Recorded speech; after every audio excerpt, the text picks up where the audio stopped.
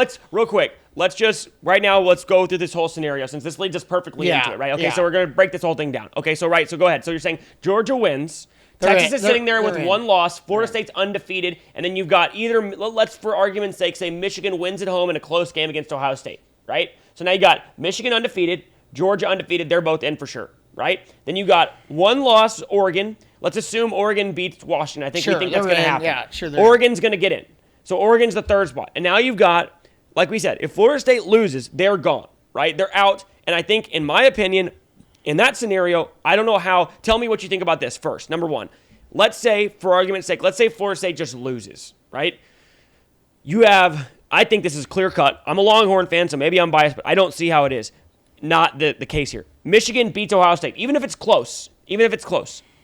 Texas has one loss and wins the Big 12 title.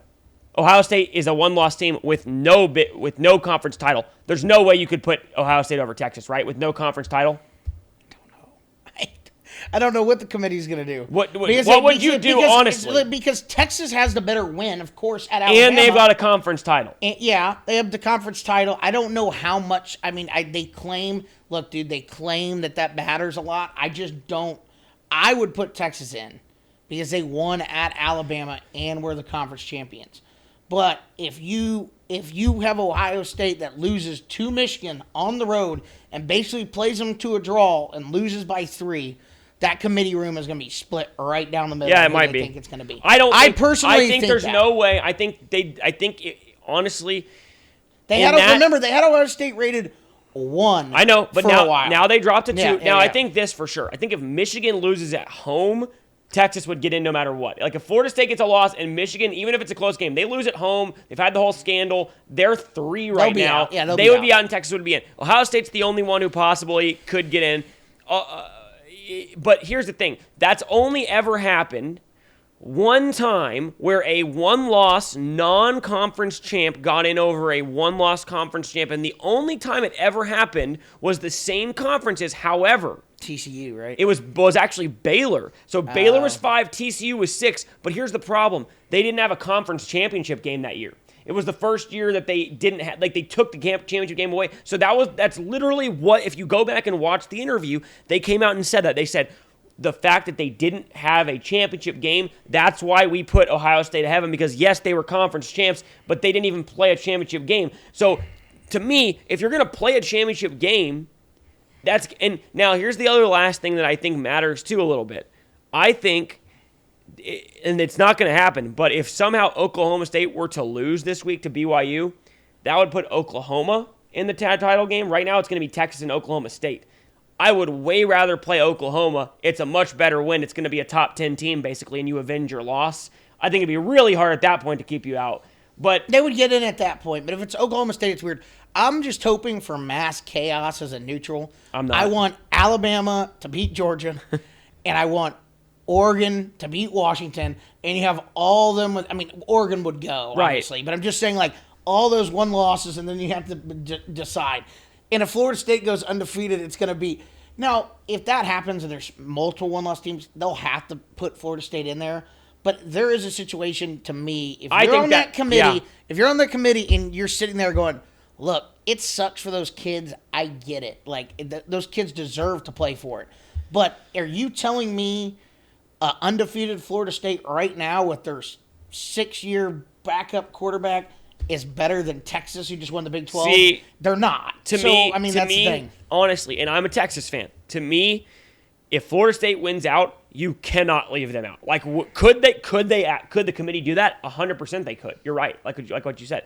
To me, if I'm in that committee, but I'm the same way as, like, to me, I'm not taking out a team. I don't care if the whole team is injured. I don't care if they have to forfeit the game. If they go undefeated, they should be in the college football playoff. I don't care who it is. And the same thing goes for Texas if it was between them and Alabama. They beat Alabama in Tuscaloosa. They go. Same thing for Oregon and Washington. They were having the argument earlier this year, like, should Oregon be ranked ahead of Washington? I don't care if Oregon looks 10. I don't care if right now you'd favor Oregon on a neutral field by 10 points over Washington. Doesn't matter. They played and Washington won. If that's not a criteria, why are we playing games at all? That's my problem. Well, I heard someone say it too, and it's true. It's funny because they're like, okay, what we want to see you do is schedule these tough non-conference games. So teams take it on and they play them. And I mean, Texas went to Alabama and won. So it's like, so if you do end up somehow leaving Texas out, then like playing tough non-conference is the dumbest thing you could possibly do. Could you imagine? Now we're going to 12 teams obviously next year, so it doesn't matter.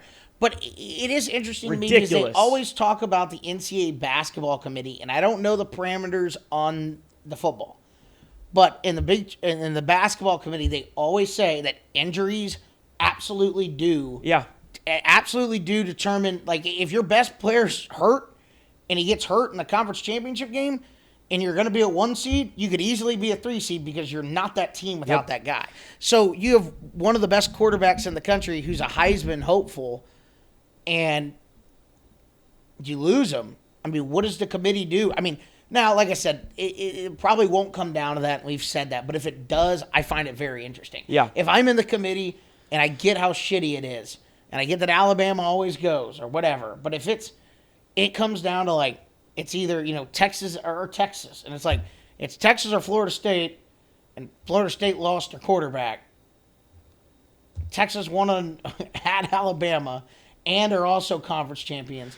How do you say that Florida State makes the playoff more competitive? They don't. I agree. They don't make it more competitive. But then you look at Florida State, and they went and scheduled LSU in the non-conference, who at the time was a top 10 team, top 5 team. So the team to me and I've said this, and this is one of the talking points that I have later on, but it's like the team to me that is absolutely ridiculous that they're rated this highly, because all they've done is beat up on bad teams, is Oregon.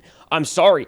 The best non-conference team they played was Texas Tech, and they damn near lost the game. They should have lost. They were down by 9 going into the fourth quarter, and Texas Tech was driving to win late and threw a pick 6. Very well could have lost the game. They have 2 wins the entire season against teams with winning records. Utah and USC, who each are 7-4, or I think USC has 5 losses now. I mean, it's ridiculous. It's absolutely ridiculous that Oregon is ranked over Texas right now. It's unreal. I think most people feel that way.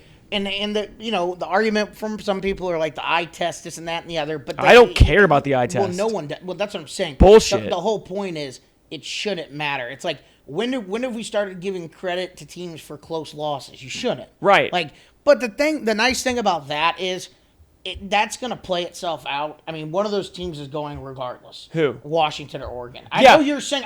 But to me, Oregon should be the team. Oregon should. If Florida State wins out and Texas wins, Texas and Florida State should go, and Oregon should be left out. That won't happen, though. I agree. It won't happen. It won't happen. It will not happen. You're right. And 3 weeks ago, I said it would. I said there's no way they leave Texas out and put Oregon in. You're right. They will do it. Yeah. But it's ridiculous that they will. It's absolutely out of control. But I don't care about the eye test. I think too, though. Bullshit. I think that if Florida State does, it's going to be weird if they do. I think they'll end up losing the game and it'll sort itself out. But I'm just telling you, if they do go undefeated, and then there's a 1-loss Texas that lost on a neutral field to Oklahoma and should have won the game, and Florida State's without their quarterback, if I'm a committee member, and I'm not a Texas homer, but I'm going to put Texas in the game. As shitty as that is, I get Florida State absolutely deserves to go. But Florida State, I don't think Texas would beat Georgia either, but Florida State has absolutely no chance of beating Georgia with their backup quarterback yet. So